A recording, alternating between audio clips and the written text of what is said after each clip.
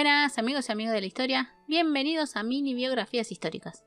En este video les voy a hablar de una princesa de Francia y luego duquesa de Saboya que no se mantuvo fuera de la política, sino que hasta su muerte estuvo metida en la política del ducado de Saboya, pero también en varios escándalos amorosos. Me refiero a Cristina de Borbón, o conocida también como Cristina de Francia. Este video es a pedido de Alessandro Vélez. Cristina María de Borbón y de Medici nació el 10 de febrero de 1606 en el Palacio del Louvre, París, Francia. Era hija del primer rey de Francia de los Borbones, Enrique IV, y de su segunda esposa, María de Medici. También, Cristina era descendiente de los Navarra y de los Habsburgos. Tuvo una excelente educación acorde a su puesto, y en 1615, al casarse su hermana mayor Isabel con el futuro Felipe IV de España, Cristina obtuvo el título de Madame Royale, que significaba que era la hija mayor del rey estando soltera.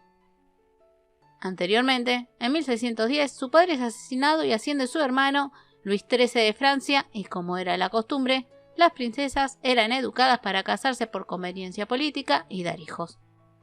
Cristina no fue la excepción y se casó el 10 de febrero de 1619, justo cuando cumplía 13 años, con el príncipe de Piamonte, Víctor Amadeo, que se convertiría en duque de Saboya, que en ese momento tenía 32 años. Hasta septiembre de 1619 permanecerían en París y luego partirían a Turín, actual Italia. La pareja fue feliz y se sabe que Víctor Amadeo la quería mucho, aunque con el tiempo Cristina, acostumbrada a las fiestas de la corte francesa, que terminó llevando al ducado, se alejaría de Víctor, que era más amante de los paseos por el bosque y la caza.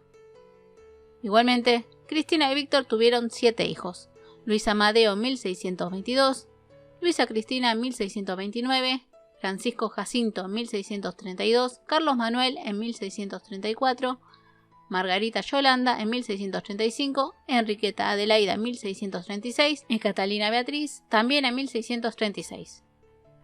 Víctor Amadeo se convirtió en duque de Saboya a la muerte de su padre en 1630, convirtiéndose en Víctor Amadeo I. Por lo tanto, Cristina fue nombrada duquesa consorte de Saboya. Como dije, Cristina introdujo el estilo francés a la corte de Saboya y también fue mecena de varios artistas y arquitectos. Influyó sobre su marido en la política del ducado, principalmente fue quien lo animó a reclamar su derecho como rey de Chipre y Jerusalén.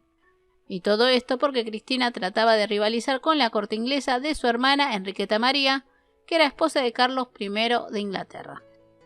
Su marido falleció en 1637 y su hijo Francisco Jacinto todavía era menor de edad, ya que su primogénito, Luis Amadeo, había fallecido en 1628, por lo que Cristina se convirtió en su regente, aunque Francisco fallecería en 1638, asumiendo como duque su próximo hijo, Carlos Manuel II, siguiendo Cristina como regente.